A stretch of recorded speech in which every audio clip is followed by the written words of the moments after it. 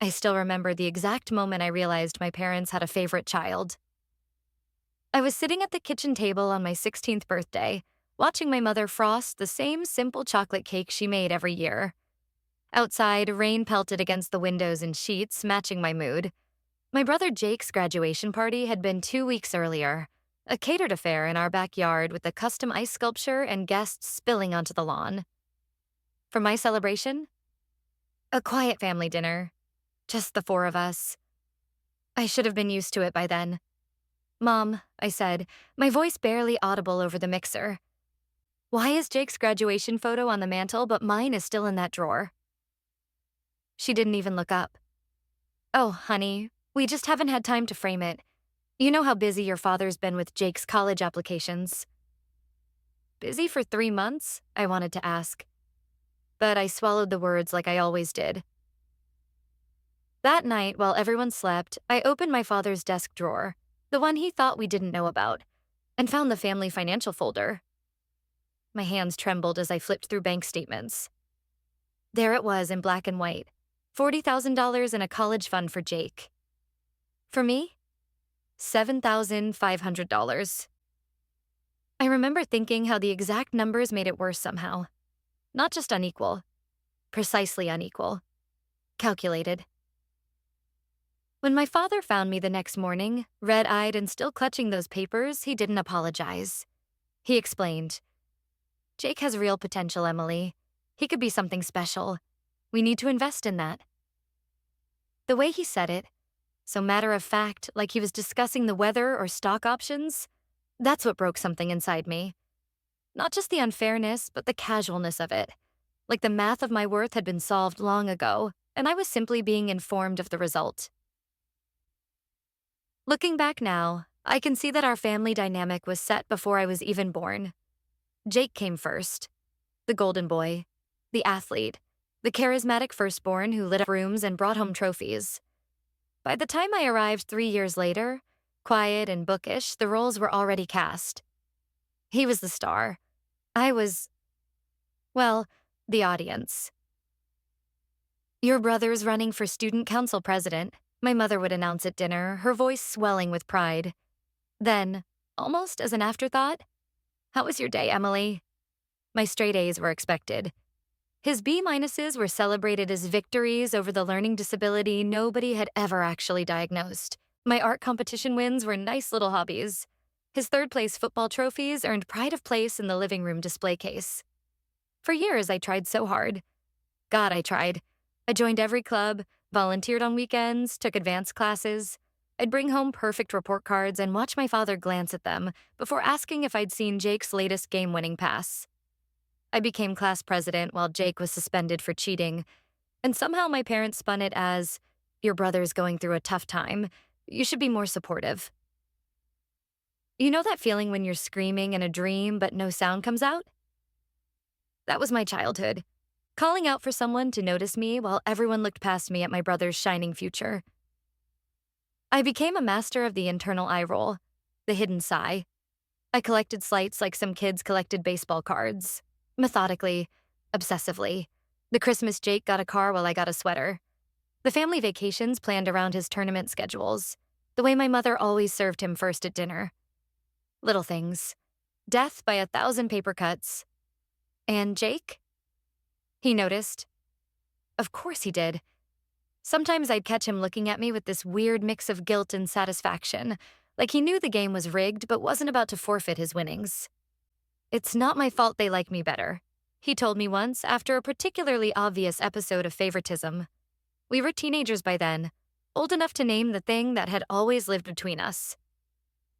"They don't like you better," I said automatically. "They just express it differently." He laughed, not meanly, just with genuine surprise. Are you serious? Even I know they favor me, and I'm the self-absorbed one in this family."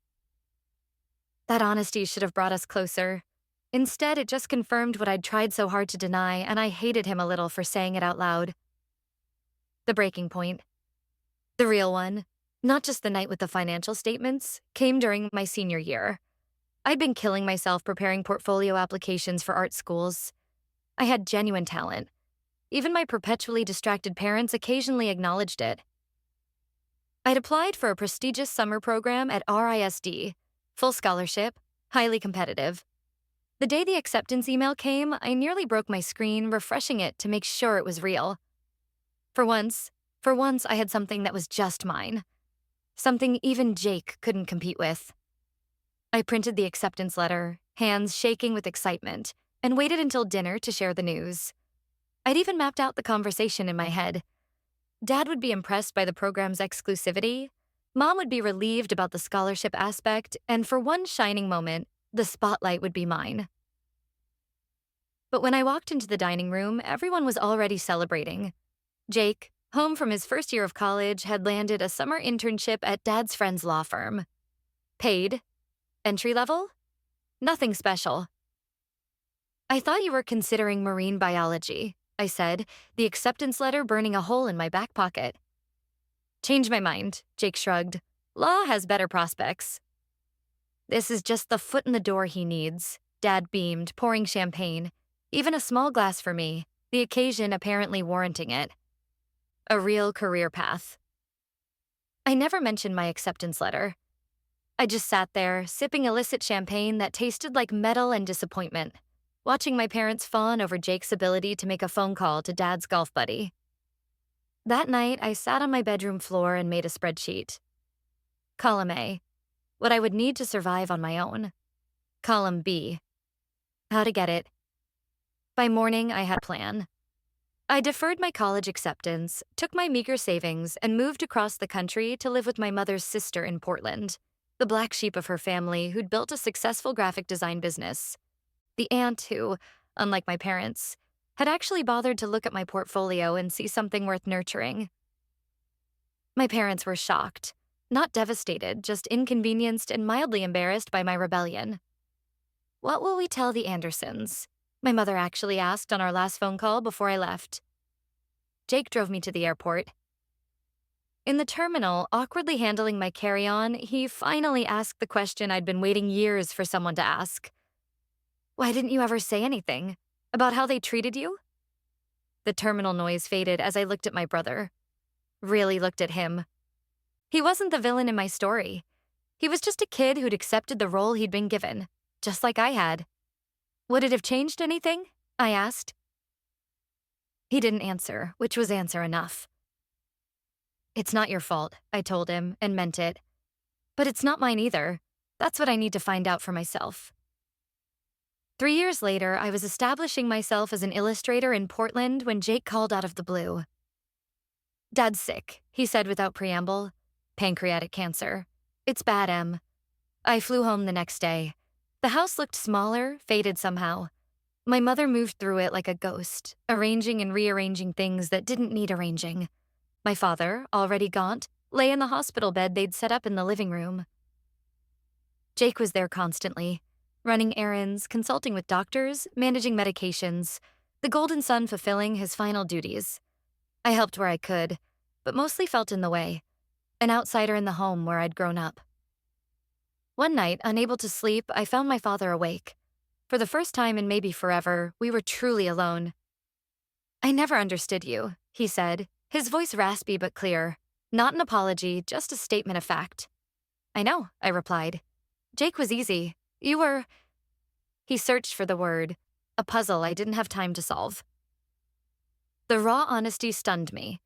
Not, I didn't make time, but I didn't have time. As if my complexity was an inconvenience rather than something to treasure. That's a choice you made, I said quietly. No anger anymore, just acceptance. He nodded slightly. I always thought there'd be time later. To figure you out. In that moment, I realized I'd spent years waiting for this man to see me. Really see me. And now, at the end, the best he could offer was acknowledging that he never had. It wasn't enough, but it was something. 2 weeks later, after the funeral and the reception, where distant relatives told me how much I looked like my mother, Jake and I sat on the back porch with a bottle of whiskey between us. He changed the will, Jake said, staring into his glass. Before he died. Split everything 50/50ths. I laughed, a sharp, painful sound. His final apology? Maybe. Or maybe Mom insisted. She's been different since you left. Quieter. I think she regrets things. I took the whiskey from him. Too little, too late. Is it, though?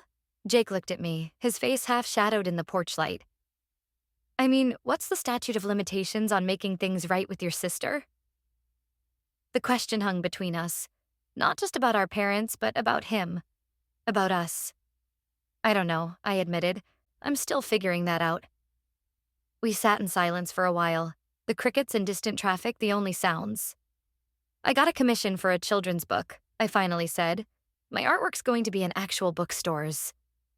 He grinned, a real smile, not the practiced charmer he showed the world. That's amazing, Em. For what it's worth, I always thought you were the one with the real talent. It was a small thing, but in that moment, after years of comparison and competition, it felt enormous. I stayed in my childhood home for 2 more weeks, helping my mother sort through decades of accumulated life. We didn't have any dramatic reconciliations or tearful heart-to-hearts. But one afternoon, as we sorted through old photographs, she paused over my high school art portfolio, the one I didn't know she'd kept. You always saw things differently, she said softly, tracing a finger over a charcoal landscape I'd drawn. I never knew what to do with that. It wasn't an apology. It wasn't even really an explanation. But there was something like respect in her voice that I'd never heard before. The next day, I found a check on my bed. The difference between Jake's college fund and mine, plus interest. No note, just the check. I considered tearing it up, making some grand statement about how you can't buy forgiveness. But the truth is, money doesn't fix the past, but it can sure as hell help build a future. I deposited it and used it as seed money for my own studio back in Portland. Jake calls me every Sunday now. Sometimes our conversations are still awkward, the weight of our unbalanced childhood creating uneven ground. But we're learning to be siblings rather than competitors. He came to the launch of my first book, stood proudly in the background as I signed copies, telling strangers, "That's my sister," with genuine pride. My parents? That's more complicated. My mother visits twice a year, our relationship thawing degree by painful degree. She tries, in her limited way. Sometimes that has to be enough. I still catch myself sometimes, waiting for approval I don't need, bracing for comparisons that don't come. Old habits die hard, but I'm learning to see myself through my own eyes rather than theirs. The little girl who silently tallied every unfairness, who measured her worth against her brother's. She's still part of me. I just don't let her drive anymore. Last month, Jake called with news. He's getting married, and his fiancée is pregnant. It's going to be different for my kids, he said firmly. I'm never going to make one feel less important than the other. How can you be sure? I asked, the old doubt creeping in. There was a pause, and when he spoke again, his voice was different, more serious than I'd ever heard him. Because I had the world's best teacher in what not to do, he said, and because I'll have you to keep me accountable. Sometimes healing doesn't look like forgiveness. Sometimes it looks like building something new from the rubble of what was broken. Sometimes it's saying, the cycle stops with us. I hung up that phone call and looked around at my studio. The space I'd created, the life I'd built, the award certificates on the wall that no one had to beg to be displayed, the framed copy of my first published illustration. And I realized something I wish I could tell my 16-year-old self, sitting alone with those financial statements. Being the unfavored child breaks you, but what you build from those pieces can be stronger, more beautiful, and entirely your own.